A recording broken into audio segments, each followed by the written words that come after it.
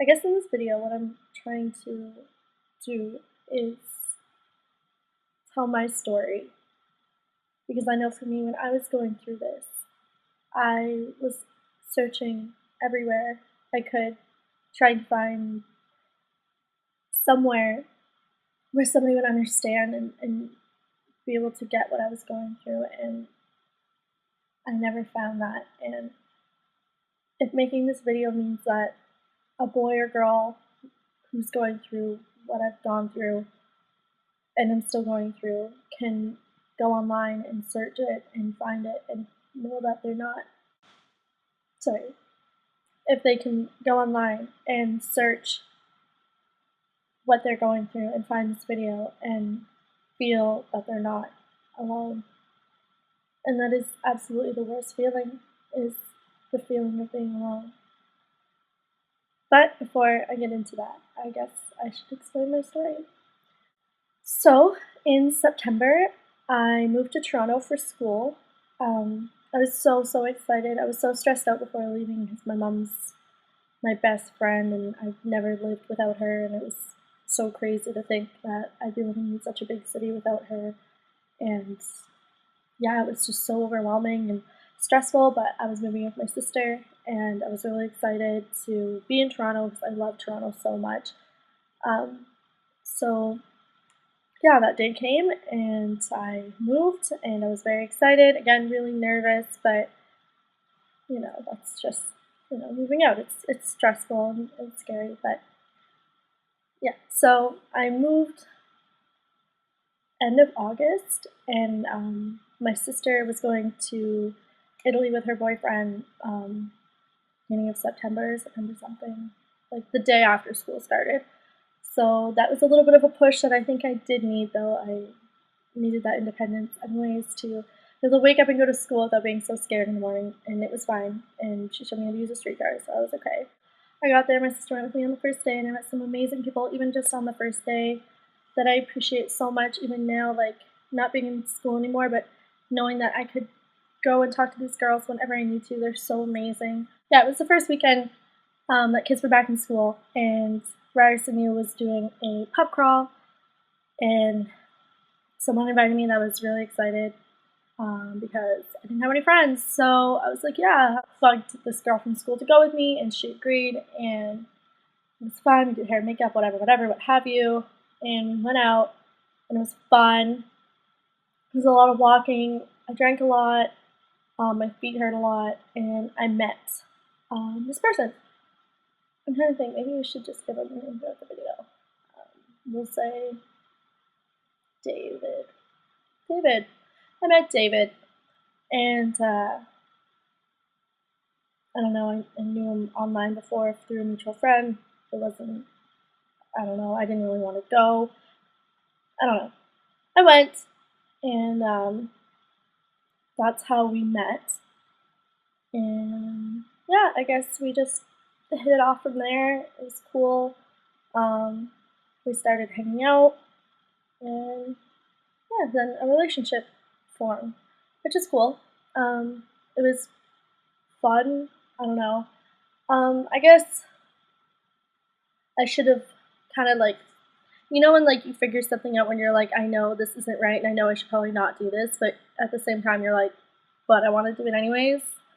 That's kind of how it was for me, because I knew, like, girl, you do not want to do this, but I did, and that's how it is. So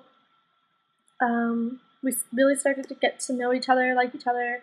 The relationship happened way too fast, way too fast. Things were happening in our relationship that should not have happened for people after 2 years of being in a relationship. It was ridiculous. It was embarrassing for myself and for him and my family. We, I guess this is where I get into what happened. So on November 29th, it's so sad that, like, it affected me so much that I can remember the date, the time, the hour, I guess the time. Every last thing, and every night when I go to bed, it's what I play in my head. there was a dinner. I don't really remember what the dinner was about. I don't know. I guess they were just having a dinner. And his friend was doing the whole dinner or whatever. So I was like, cool. So I was going to stay there the night, and then the next morning was my birthday. So we were going to. How depressing.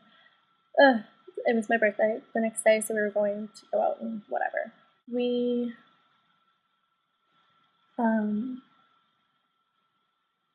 had some drinks. It was nice. It was nice. I had some wine. He had gin. I don't know. Doesn't matter. It was a nice dinner. It was really nice, and I made a mistake. Okay, now before I say this, before I sound like one of those girls, I should backtrack. Thanksgiving was the first time that David and I had this kind of situation happen. I got mad about something in his phone about a girl that he used to be with and was still talking to. And I know it says like that jealous, crazy type girl thing, but it happened. There's not much I can say about it. I got upset. He got upset. Things got physical. And we got over it. I mean, I should have known from there that what he was capable of and what my mind is capable of and how they clashed terribly.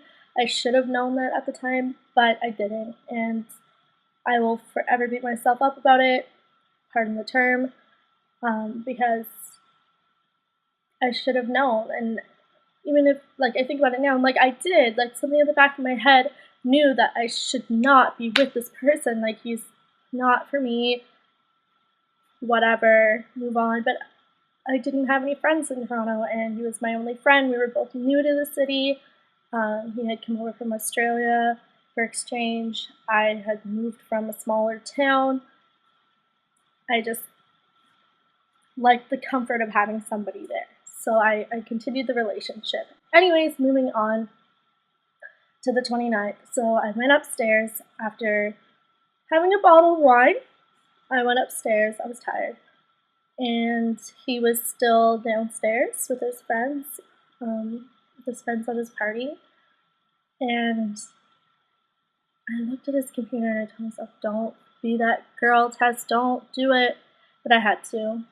Again, I don't want to blame it on drinking or on anything really, because it is my decision at the end of the day. But I did look at his computer. I saw that even after numerous times I'd asked him, like, we had plans for me to go and live with him.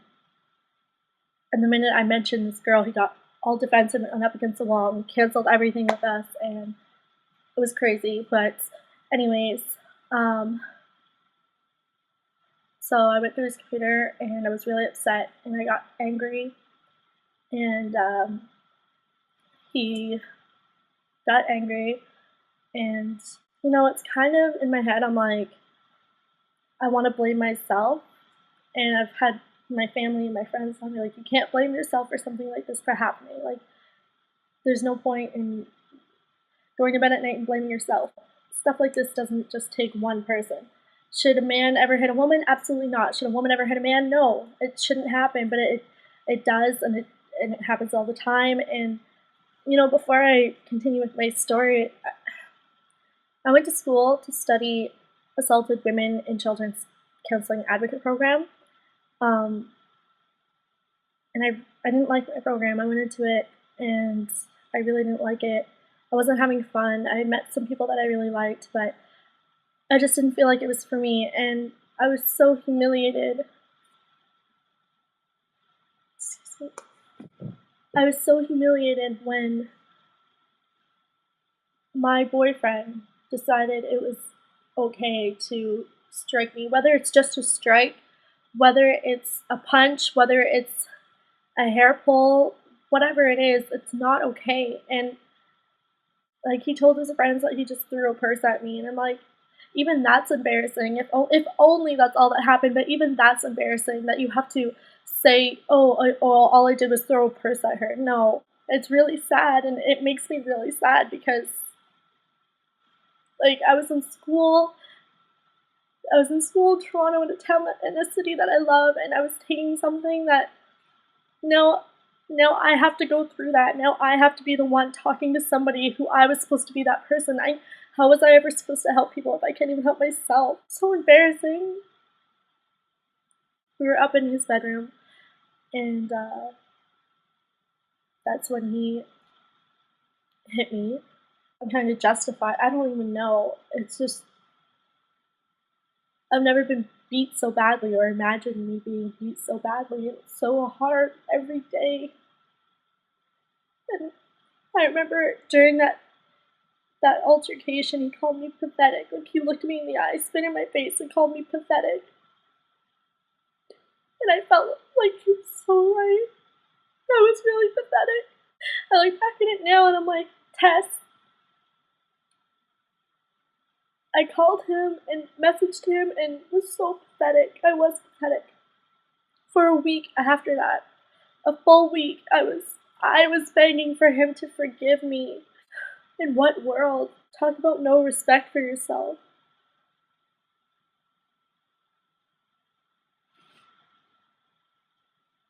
And he completely, nothing, no emotion, didn't say sorry, didn't message me back, didn't anything. He was out the next night having fun with his friends, and I was wallowing in sadness on my birthday, and my beautiful sister wanted to take me out and have a good time, and I couldn't even tell her what happened. Like, I couldn't even be like, oh, Rachel, like, this happened, and I'm so sad. I couldn't even tell her, my own sister. I couldn't tell anyone. I just felt so humiliated that this man that I don't even know why I cared until now. I'm just finally starting to come to terms with it that I don't miss him at all. I don't miss anything really. Like, the only thing that I'm really sad about is that I can't watch the Hunger Games sequel and I can't finish any of my TV series I was watching with him, but those are the only things I'm actually sad about. The things that I can't let go at night, and I lay there at night, and I lay there during the day, and I just wish I would wake up and not think of him as what he did to me, and how I can't let that go, and how I have to be the one in counseling.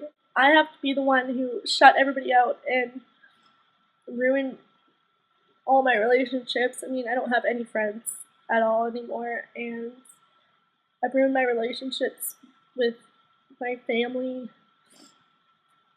because I've just felt like I didn't realize how much what he did affected me, and I didn't want to let it affect me because it's so easy to put on makeup and do my hair every day. But if you could see what I actually feel like, if you could see what I feel like, it's awful. And I'm so sorry to anybody who's had to go through this without anyone. I'm really sorry. Excuse me. So pretty much it's just, you know, you don't want to lay in bed at night and think about it and cry about it, but it's kind of impossible when, I don't know, it's so sad. And I feel so dumb that I, again, like, begged for this person to forgive me. Like, he wasn't even that good. Like, we watched, oh, it's just, we've known each other for 3 months. Like, what is happening? Not even, it was like 2 months. Like, what is happening right now? Not okay. And what I find the most screwed up is like the lack of apology. It's like, even if all that happened, even if he hadn't slapped me across the face and punched me in the face and punched me in the stomach and do all these horrible things, spit in my face, like kick me while I'm down type thing, like even if all that happened and he was willing to sit down with me and talk about it and apologize, then I would apologize and we could move on and we wouldn't ever have to talk again or be friends or whatever. Nothing. He felt no remorse. And if he did, he kept it very quiet because I do not think that is true. I was so sick, like I went home and like was puking up blood, like I needed I should have gone to a hospital, but I knew my sister would be there in the morning for my birthday, so I didn't. But I doubt he'll ever see this video, but if you do see this video, I am sorry for everything that happened. I forgive everybody, and you have not apologized. You probably never will. But if you see this video when you're, say, 35 and mature, well, maybe matured, with or without an apology, I do forgive you for what you did, and I'm sorry for the next person that has to deal with that. The next girl, I'm sorry if that happens. I really hope it doesn't, obviously, but I didn't see that side of him. I didn't know what he was capable of. I'm sure none of his friends would ever expect anything like this. And you know, if he has a girlfriend now or has one soon, I hope somebody gives her this video so that she knows. Like, I'm still trying to understand, and like, I want to say, like, it'll get better, stick in there. Like, I don't know if that's even true. I don't know if it gets better. And you know, I've talked to people going through stuff like this, like a week after they're like broken down. I can't even believe it. I've made it to this point, this date. Like, I can't believe it. That's how bad I felt. Like, there's been so many times where I'm just like, it would be so much easier if I got dressed right now and just started walking and just kept walking and keep going and just don't come back. That's how he made me feel. Like, I was completely worthless, and it's awful. It's so sad. And I'm making this video because if you know somebody, or if you're going through something like this where you feel like you don't have anyone, even if you have your entire family, you still feel like you have nothing. The power that I let him have over me is making me feel like I have nothing and no one. And it's so, so awful to feel this way. Again, I take on makeup, I do my hair, get dressed, and I try to feel like me again, but I don't know where I am. I'm mean to my friends, I'm mean to my family, I'm mean to everyone. I never smile. I don't care about it. Like, I wish I could care about something or feel something other than sadness. Like, I'm in my room every night listening to Lana Del Rey and like wishing for red wine. Like, I wallow myself in alcohol completely. Like, that's all I was doing was drinking, which is so dumb.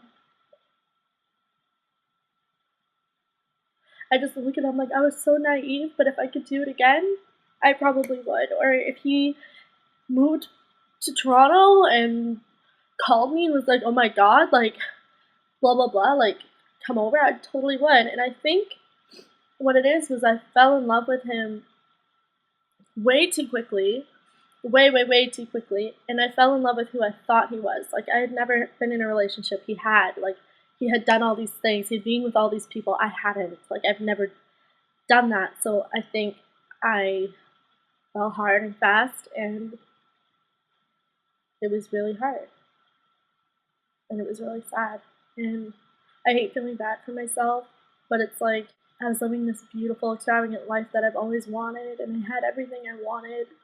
I was in a beautiful Toronto downtown apartment, and now I'm sitting here by myself and so confused and hurt why I let him have so much control. Sorry to my family. I'm so sorry. Myself, I'm like, baby girl, you need to get over this. Like, this was months ago. Like, you need to move on. I don't know how, and I want to. And if you're going through something like this, and you know, or you have gone through something like this and you know how to get over it, please tell me, because I've been searching so hard. And if any of you are going through something like this and you just want to cry, you just want to cry. And I told myself, don't cry during this video if you are going through something like this. And even just to, like, I want to say, you'll get through this. You got this. I want to say that. But if I was in a relationship for barely 3 months, and it's been 3 months and I still don't feel any better, I can't sit here and say you can get through this, because I honestly don't know if you will. And if you're alone and going through this, like, you would know. It's so easy just to, oh, like, I'm happy. Like, do I look happy? I just go over it in my head all the time, you know, like it's going to happen to another girl.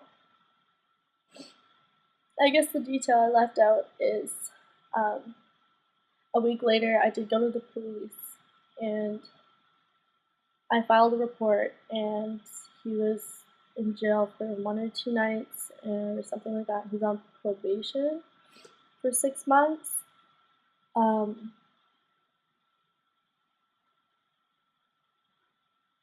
I felt so awful after that. I felt so awful. I felt so guilty. And I had so many people tell me, you should not feel guilty about that. You should not feel guilty about that. You did the right thing. Why do I feel so bad? I don't feel like I did the right thing. Like, and then when he got out, like I still could see his stuff. And when he got out, like he was out partying and like how do you not care that much? How do you not care that much?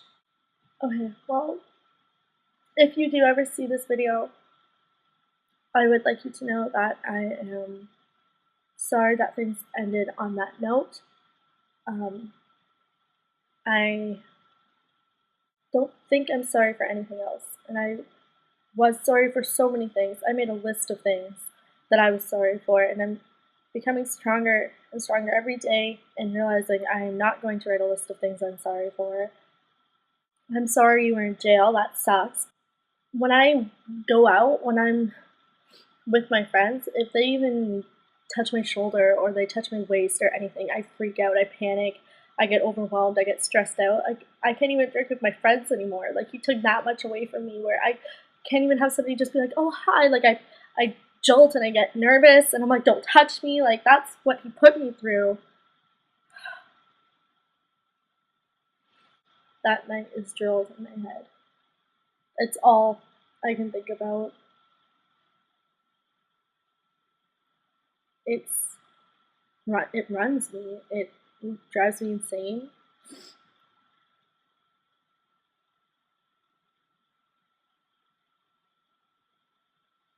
It's like if you look at somebody that you love and you trust, like try that right now.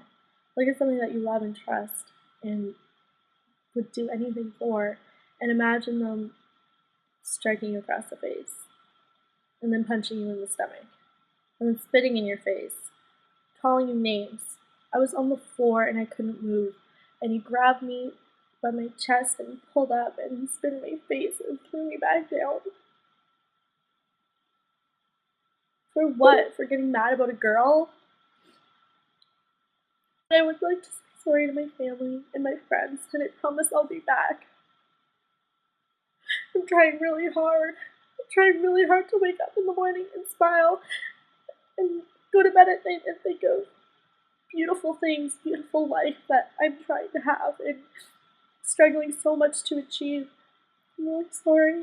So thank you for listening to my story. I probably left out half the stuff I wanted to say. I mean, at the end of the day, this video is for people who need someone or don't feel like anybody understands how they're feeling. I honestly do.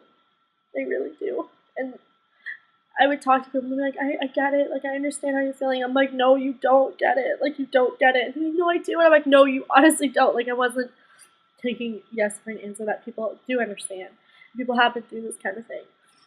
Because I was feeling so awful. Like, I just wasn't there fully at all. So, thank you for listening to my story and my video.